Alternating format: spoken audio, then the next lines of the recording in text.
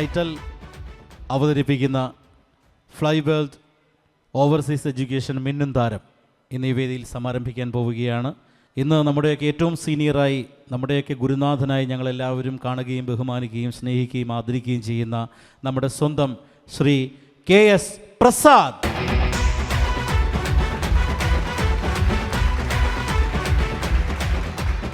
വളരെയധികം സന്തോഷം. ഈ ഡിസംബർ ആകുമ്പോൾ ഞാൻ പ്രൊഫഷണൽ മിമിക്രി രംഗത്തേക്ക് വന്നിട്ട് 50 വർഷം തികയാണ്. കൊച്ചിൻ കലാഭവനിലെത്തിയിട്ട് 45 വർഷം തികയാണ്. ഇത്രയും വർഷമായിട്ടും ഇതുപോലൊരു മത്സരം എന്തുകൊണ്ട് ഇതുവരെ നടത്തിയിട്ടില്ല എന്ന് ആലോചിക്കുകയാണ് ഞാൻ. കാരണം സിംഗിളായിട്ടുള്ള ചില മിമിക്രി മത്സരങ്ങൾ മാത്രമാണ് ഇതുവരെയും സംഘടിപ്പിച്ചിട്ടുള്ളത്. എന്തുകൊണ്ട് ഇത്രയും വൈകി എന്ന് ആലോചിക്കുകയാണ്. ഇത് സാധാരണ ഒരു മിമിക്രി മത്സരമല്ല, 2 പേർ ചേർന്നുള്ള. സാധാരണ പലപ്പോഴും മിമിക്രി 1 മാൻ ഷോ നടത്താൻ പറ്റാത്ത ഒരുപാട് കലാകാരന്മാരുണ്ട്. പക്ഷേ ഈ റൈറ്റലിൻ്റെ ആശയമെന്ന് പറയുന്നത് 2 കഥാപാത്രങ്ങൾ ചേർന്ന് അങ്ങോട്ടും ഇങ്ങോട്ടും സ്കിറ്റുകളും അതുപോലെ തന്നെ അനുകരണവും എല്ലാം അവതരിപ്പിക്കാനുള്ളൊരു നല്ല വേദിയാണ്. ഏതായാലും വളരെ സന്തോഷമുണ്ട്. ഒരു സൂപ്പർ ഹിറ്റായ സിനിമയിൽ നമ്മുടെ സ്വന്തം നെസ്ലിൻ്റെ പിതാവായി അഭിനയിച്ചിരിക്കുകയാണ് പ്രേമലുവിൽ. അത് വളരെ ശ്രദ്ധേയമായി വളരെയധികം അപ്രീസിയേഷൻ നേടിക്കൊണ്ട് പ്രസാദ് ഏട്ടൻ അത് ഗംഭീരമായി തന്നെ അവതരിപ്പിച്ചു. എന്താണ് അതിനെക്കുറിച്ച്? ഇനി സിനിമയിലേക്ക് ചുവടുവയ്ക്കാൻ പോവുകയാണോ? ഇനി അടുത്ത സിനിമ ഏതാണ്? ആരെങ്കിലും വിളിച്ചു കഴിഞ്ഞാൽ പോകും. ഇതുവരെ ആരും വിളിച്ചിട്ടില്ല, പോയില്ല.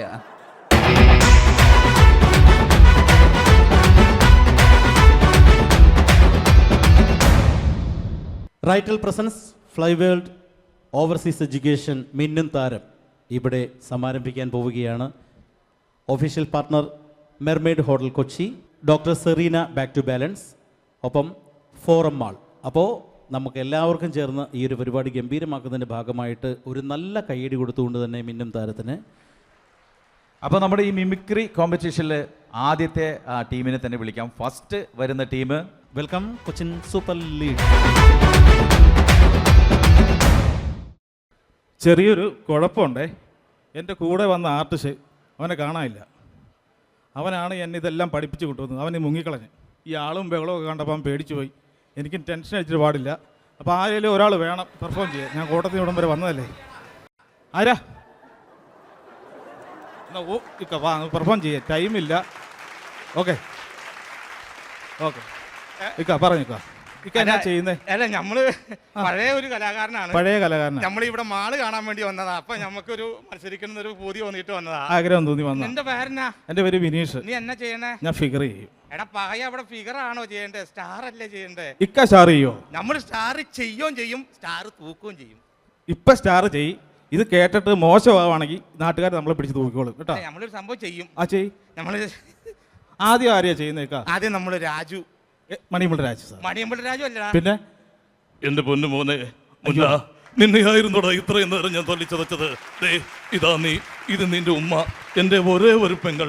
അവളുടെ മരണമാ നിന്റെ ബാബയുടെ താളം തെറ്റിച്ചത്. അങ്ങോട്ട് നോക്കി പറ. 20 വർഷങ്ങൾക്ക് മുമ്പ് ഡൽഹിയിൽ വെച്ച് ജ്വരം പിടിച്ച നിന്നെയും കൊണ്ട് ഡോക്ടറെ കാണാൻ ഇറങ്ങിയതായി ബാബ. അതിനുശേഷം നിന്നെ തേടാത്ത നാടുകളില്ല. അങ്ങോട്ട് നോക്കി പറ. നിങ്ങൾക്കായി തേടാത്ത നാടുകളില്ല. അതേ മുന്നയാണോ പടച്ചോനെ നീ കൊണ്ടുവന്ന് തന്നിരിക്കുന്നത്? യാ റബ്ബേ, നീ വലിയവനാ, ഏറ്റവും വലിയവൻ. നീ എന്നാ ചെയ്യണേ? ഞാൻ ഫിഗർ. എടാ പകയ അവിടെ ഫിഗർ അല്ലാന്ന് വോയിസ് ചെയ്യണം. ഞാൻ ഫിഗർ വിത്ത് വോയിസ് ചെയ്യാം. ഞാൻ ചെയ്യുന്ന ഫിഗറിന്റെ വോയിസ് ചെയ്യാം. കുഴപ്പമുണ്ടോ? ഞാൻ പഴയ നടൻ MGR സാറിന്റെ ഫിഗർ ചെയ്യാം. MGR സാറിന്റെ ഫിഗർ വിത്ത് വോയിസ്. വിത്ത് വോയിസ്. അപ്പൊ അതിന് മുമ്പ് നീ ചെറിയായിട്ട് വരുമ്പോഴേക്കും നമ്മളൊരു ചെറിയ സംഭവം ചെയ്യാം. ഓക്കെ. അതായത് മിമിക്രിക്കാർക്ക് മറക്കാൻ പറ്റാത്ത ഒരു സംഭവമാണ്. എന്തൊക്കെ ചെയ്തോ ചെയ്തോ ആരാന്ന് വെച്ച് ഞാൻ വേറെ ഒന്നുമല്ല, നമുക്ക് എല്ലാവർക്കും അറിയാവുന്ന മിമിക്രിക്കാരുടെ ഏറ്റവും മറക്കാൻ പറ്റാത്ത ഒരാളാണ് നമ്മുടെ ജയറാം. അപ്പോൾ ജയറാമേട്ടൻ്റെ ശബ്ദം ചെറുതായിട്ടൊന്ന് അനുകരിക്കുകയാണ്. ജയറാം. അലോൺ എന്റെ പൊന്നോ, ആരായത് എന്തായത് വെറുതെ ഇങ്ങനെ പറു പറഞ്ഞുകൊണ്ടിരിക്കാതെ ഒന്ന് പോയി കിടന്ന് ഉറങ്ങല്ലപ്പ. അല്ലാ, ആരായി വന്നത്? പടച്ചോന്, സ്റ്റാറിന്റെ ഇടയ്ക്ക് നമ്മുടെ സൗണ്ട് കയറി വന്നളവില്ലേ. ആടാ പഹയ, അവൻ MGR ആയിട്ട് റെഡി ആയിട്ടുണ്ട്. അപ്പൊ MGRന്റെ ശബ്ദവും വോയിസും നമുക്ക് കേൾക്കാം. വേ വന്നു MG ശ്രീകുമാർ. MGR എന്നാ മോന്തേടത്? எல்லாமே சைலண்டா இருக்கடா. சூப்பர். இந்த மேடையில மின்னும் தாரம் ஷோ. அடி. அமிர்தமான ஷோ. அடி. புதியமான ஷோ. அம்பா. இந்த நிகழ்ச்சியில ஆ. நீங்க தானே சாராயிருக்க ആറ്റാ അടിപൊളി. ஆஹா நன்றி நமஸ்காரம் ആ മോന്തയുടെ സാധനം എന്ന് വെച്ചാല് അന്നേരം കാണിച്ച അടിപൊളി കയ്യടി കൊടുക്ക ഓന്റെ പെർഫോമൻസ് അടിപൊളിയാ. അപ്പൊ നമ്മളൊരു കാര്യം ചെയ്യാം. നമ്മളൊരു സൗണ്ട് ചെയ്യുമ്പോ നിനക്ക് ഫിഗർ ചെയ്യാൻ പറ്റുമോ? ചെയ്യ ആരാന്ന് പറ ബൈജു വേഗം നീ വേഗം ഫിഗർ ചെയ്തോ. ബൈജു ആയിട്ട് നമ്മൾ ചെയ്യാൻ പോവാണ്. ബൈജു ആയിട്ട് വേഗം എന്നാടാ അത് എന്നാത് ബൈജു ഏ അയ്യപ്പ ബൈജു എടാ പകയ അയ്യപ്പ ബൈജു ആണോ പറഞ്ഞത്? പിന്നെ ഏത് ബൈജുവാ? എന്റെ പൊന്ന് ചേച്ചി കുറച്ച് നാളായ ഒരു കാര്യം പറയണമെന്ന് വിചാരിച്ചിട്ട് ഇതുവരെയായിട്ടും പറയാൻ പറ്റിയിട്ടില്ല. നിന്റെ പേര് ഷാജി എന്നാ? വിനീഷ് കോട്ടയം. എടാ അതല്ല നീ ഡയലോഗ് പറഞ്ഞല്ലേ നിന്റെ പേര് ഷാജി എന്നാ? അങ്ങനെയാണെങ്കിൽ നാട്ടിലുള്ള എല്ലാവർക്കും ഷാജി എന്ന് പേരുണ്ടാവും. അതാകുമ്പോൾ പിന്നെ ജാതിയില്ല മതമില്ല ഒന്നുമില്ല. എങ്ങനെയുണ്ട്? സൂപ്പർ ആയിട്ടുണ്ട്. അടിപൊളിയായിട്ടുണ്ട്. ഉണ്ട്. അടിപൊളിയായിട്ടുണ്ട്. ഉണ്ട്. ഏത് സാറ്? എഴുപുന്ന ബൈജു. എടാ പകയ എഴുപുന്ന ബൈജു ആണോടാ? പിന്നെ ഏത് പൊന്നപ്പറ ബൈജു? ബൈജു ആ, എന്നാ അങ്ങനെ. അല്ല, സാധാ ബൈജു. ഇനി അവസാനമായിട്ട് നീ എന്നാ ചെയ്യാൻ പോണത്? ബാലനെ ചെയ്യും. ബാലൻ ഇത്രയും പെരുത്ത മനുഷ്യൻ ചെറിയ ബാലനെ ചെയ്യാൻ പോവാ. ചെറിയ ബാലനല്ല, കമ്മട്ടിപ്പാട സിനിമ കണ്ടോ? കമ്മട്ടിപ്പാട സിനിമയിലെ ബാലൻ ആ ബാലൻ നീ ചെയ്യാൻ ആ, പോവാ? ഞാൻ ചെയ്യാൻ പോവാ. അങ്ങനെയാണെങ്കിൽ ഞാൻ ഒരു കാര്യം ചെയ്യാൻ പറയുവാ.